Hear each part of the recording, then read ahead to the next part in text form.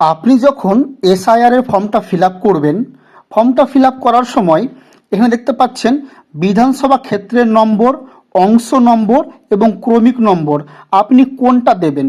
2002 সালের ভোটার লিস্টে দেবেন না 2025 সালের ভোটার লিস্ট দেবেন। এখানে দেখতে পাচ্ছেন লেখা আছে সর্বশেষ এসআইআর এ নির্বাচক তালিকায় থাকা নির্বাচকের বিবরণ, অর্থাৎ 2002 সালের ভোটার লিস্টে যে যে বিধানসভার নাম আছে, অংশ নম্বর আছে এবং ক্রমিক নম্বর আছে সেটা আপনাকে দিতে হবে। তার জন্য 2002 সালের ভোটার লিস্ট যেটা আছে সেটা আপনাকে প্রিন্ট আউট করে বার করতে হবে।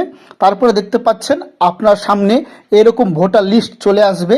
প্রথমে আপনি দেখতে পাচ্ছেন এখানে লেখা আছে 48 সুজাপুর বিধানসভা নির্বাচন ক্ষেত্র। তো আপনাকে এখানে বিধানসভা ক্ষেত্রের নম্বরটা 48 দিতে হবে।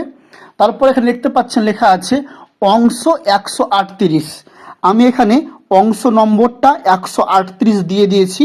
তারপরে দেখতে পাচ্ছেন এখানে লেখা আছে ক্রমিক নম্বর। এবার যত নম্বরে আপনার নামটা থাকবে আপনি সেই ক্রমিক নম্বর অনুযায়ী আপনার এখানে ক্রমিক নম্বরটা বসিয়ে দেবেন, অর্থাৎ সিরিয়াল নম্বরটা বসিয়ে দেবেন। 2002 সালের ভোটার লিস্ট অনুযায়ী হবে।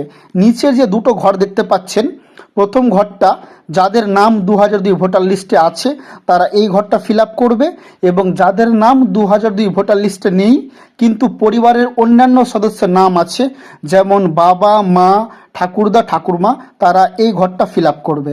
এবং এই ফর্মটা আপনি বাংলা ভাষা এবং ইংরেজি ভাষা যে কোনো ভাষাতেই ফিল আপ করতে পারবেন। যে বাংলা ভাষাতেই করতে হবে অথবা ইংরেজি ভাষাতেই করতে হবে এমন কোনো বাধা ধরা নেই।